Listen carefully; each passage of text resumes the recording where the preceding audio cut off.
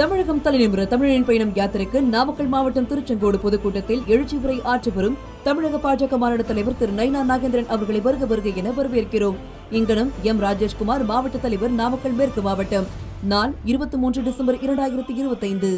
மகனை முதல்வராக்க வேண்டும் என்பதற்காக விவசாயிகளின் நலனை கண்டுகொள்ளாமல் முதலமைச்சர் ஸ்டாலின் கூட்டணி கட்சியினரை இழுத்து பிடித்து வருவதாக பாஜக மாநில தலைவர் நயினார் நாகேந்திரன் குற்றம் சாட்டியுள்ளார்.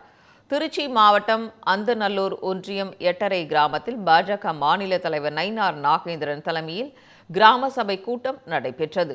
இதில் விவசாயிகள் கலந்து கொண்டு தங்களது கோரிக்கைகளை நயினார் நாகேந்திரனிடம் தெரிவித்தனர். பின்னர் செய்தியாளர்களை சந்தித்த நயினார் நாகேந்திரன், தமிழ்நாட்டில் தேசிய ஜனநாயக கூட்டணி ஆட்சி அமைத்து அதிமுக பொதுச் செயலாளர் எடப்பாடி பழனிசாமி முதலமைச்சராக பதவியேற்றதும் எட்டரை கிராம மக்களின் கோரிக்கைகள் நிச்சயமாக நிறைவேற்றப்படும் என உறுதியளித்தார்.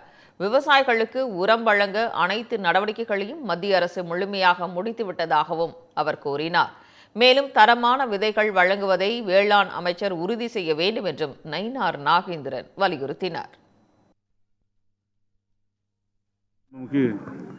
பாரத பிரதமர் நரேந்திர மோடி அவருடைய தலைமையில் அண்ணன் இபிஎஸ் அவர்கள் முதலமைச்சராக வந்த பிறகு நிச்சயமாக அந்த பகுதி மக்களுக்கு இந்த தடுப்பணையும் அவர்கள் கேட்ட அனைத்து கோரிக்கைகளும் நிறைவேற்றி தருவோம் என்று நாங்கள் சொல்லுவோம். உரத்தட்டுப்பாடு பொறுத்த மட்டும் மத்திய அரசு சம்பந்தப்பட்ட வேலைகள் அனைத்தும் முடிந்து தேவையான உதவிகளை மத்திய அரசு செய்து கொண்டிருக்கிறது.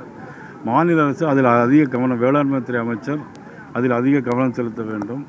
விதைகளை, தரமான விதைகளை உருவாக்குவதற்கு அவர்கள் ஏற்பாடு செய்ய வேண்டும் என்று கேட்டுக்கொள்கிறேன்.